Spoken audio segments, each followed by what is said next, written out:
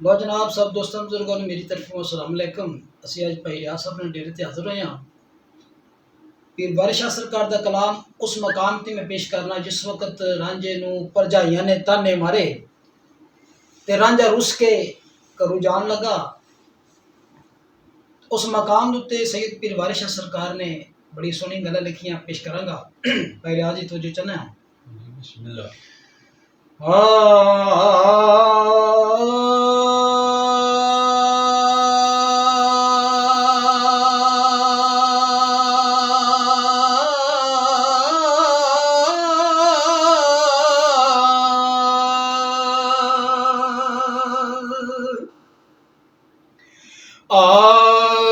रंजिया पाकी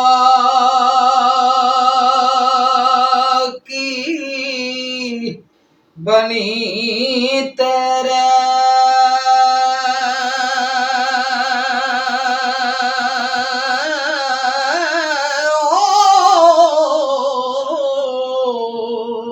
देश अपना छड़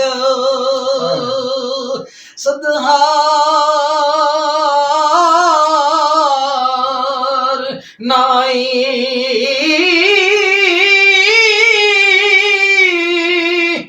वीरा बड़ी जाया जानाई ओ सानू नाल फराक दे मार नाई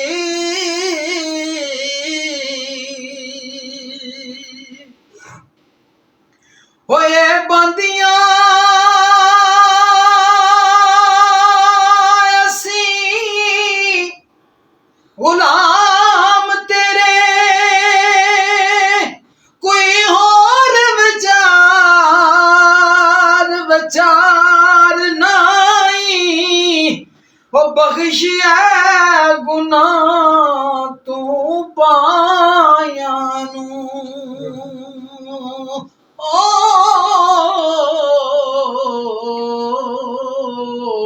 कौन जमिया जो गुनाहगार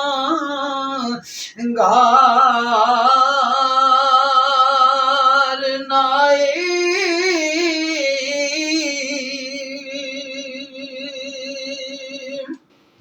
जी मुर्शिद ते पाइया बाजना मजलसा ए सौंप दिया नी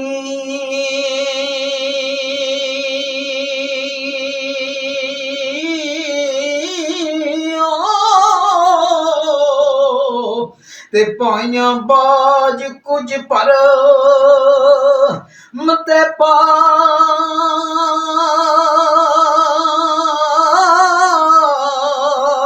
नाई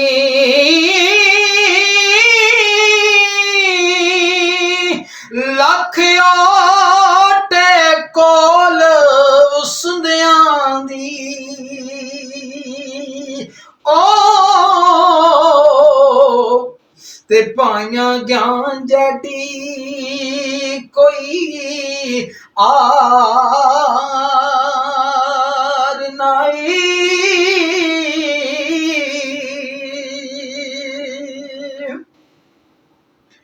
ते पाई टाम देनी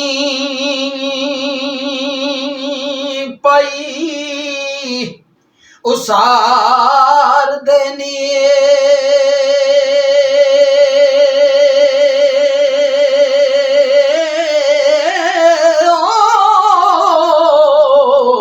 ते पाइया बाज बावा ओ बलकार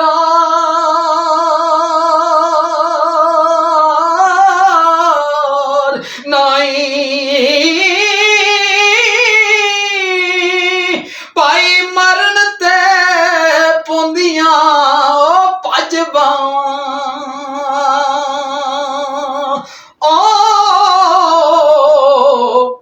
ते बिना बावां दे परे परवाह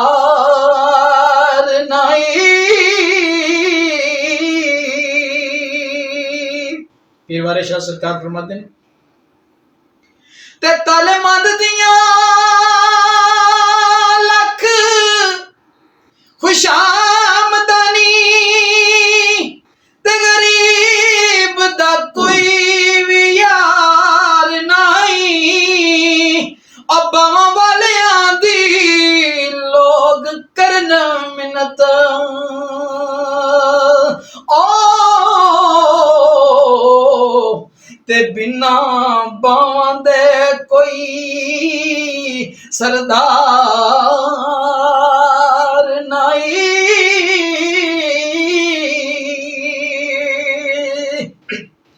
ते बावां कलियां नू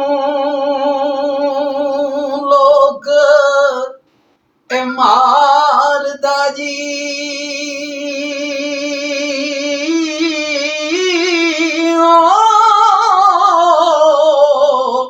उन्हां लोकां वास्ते मैं सरकार पीर वारिस शाह दी सुगम सरकार फरमाते ने पे उन्हां लोकां वास्ते जिहड़े लोग ये गल आखदे ने ना अपने नालों बेगाने चंगे सैयद पीर वारिस शाह सरकार फरमाते ने पे ते बावां कलियां नू लोग मारदा जे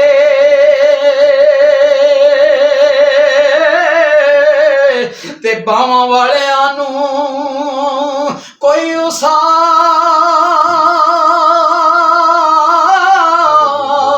नहीं।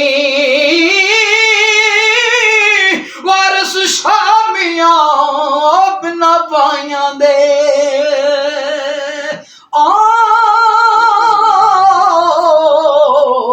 ते सानू जीवना जरा दुरकार